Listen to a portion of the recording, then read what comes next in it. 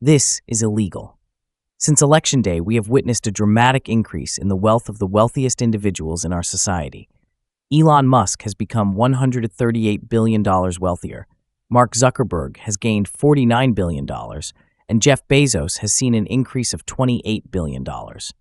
Meanwhile, 60% of Americans continue to live paycheck to paycheck, and 85 million Americans are either uninsured or underinsured in terms of healthcare.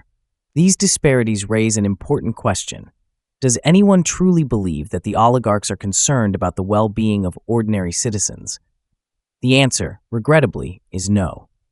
Mr. President, we are living in a time of profound danger, and future generations will look back at this moment to assess whether we had the courage to defend our democracy against the growing threats of oligarchy and authoritarianism. They will remember whether we stood in solidarity with the vision of President Abraham Lincoln, who in 1863, as he surveyed a battlefield where thousands of soldiers had perished in the fight against slavery, declared that this nation, under God, shall have a new birth of freedom, and that government of the people, by the people, for the people, shall not perish from the earth. We must now ask ourselves, do we stand with Lincoln's vision of America, or do we passively allow this nation to shift toward a new vision, a government of the billionaire class, by the billionaire class, for the billionaire class? It is not only oligarchy that should concern us. Today, 3 individuals control more wealth than the bottom half of the American population, over 170 million people. The growing gap between the ultra-wealthy and the rest of society is alarming, as is the fact that income and wealth inequality have reached unprecedented levels.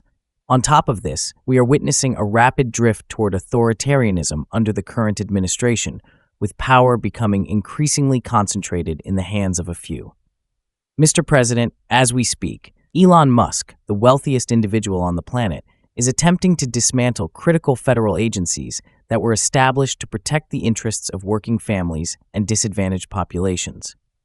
These agencies were created by Congress, and it is Congress's responsibility to maintain, reform, or abolish them, not the prerogative of Mr. Musk. His actions are both illegal and unconstitutional, and they must be addressed.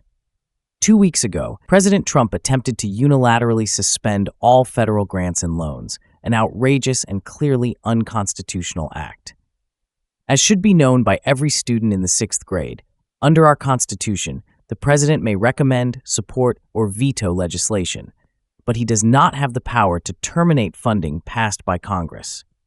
It is the responsibility of Congress, both the House and Senate, to control the nation's purse strings. In the midst of these authoritarian tendencies, we are not only witnessing attacks on Congress, but also on the judiciary. Just this past weekend, the Vice President of the United States, a Yale Law School graduate and former clerk for a Supreme Court justice, suggested that judges are not permitted to oversee the legitimate powers of the executive branch. Fundamental misunderstanding of the role of the judiciary, which is tasked with interpreting the Constitution and serving as a check on executive overreach. Moreover, Mr. Musk has publicly called for the dismissal of the worst 1% of appointed judges and has demanded the impeachment of judges who have blocked his access to sensitive Treasury Department files. This alarming rhetoric undermines the principles of judicial independence and the separation of powers enshrined in our Constitution. Mr. President, we are also witnessing unprecedented attacks on the media, an essential pillar of our democracy. It is true that media organizations are not without fault and that mistakes are made on a daily basis.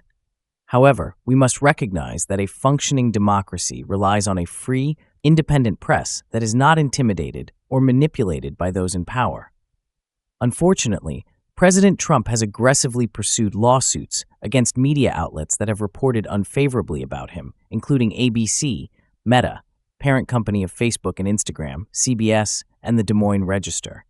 The FCC has even threatened investigations into PBS and NPR, major news organizations that are simply doing their job of reporting the facts. This attack on the media is a clear threat to the free flow of information and the pursuit of truth.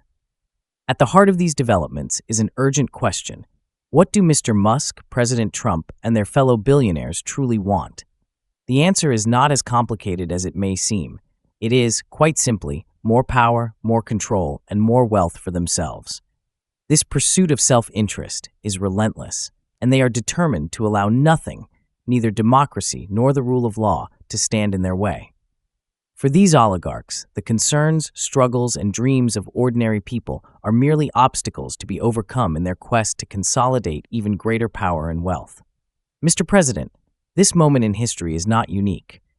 In pre-revolutionary America, the ruling class governed under the doctrine of the divine right of kings, the belief that monarchs were divinely appointed and above reproach.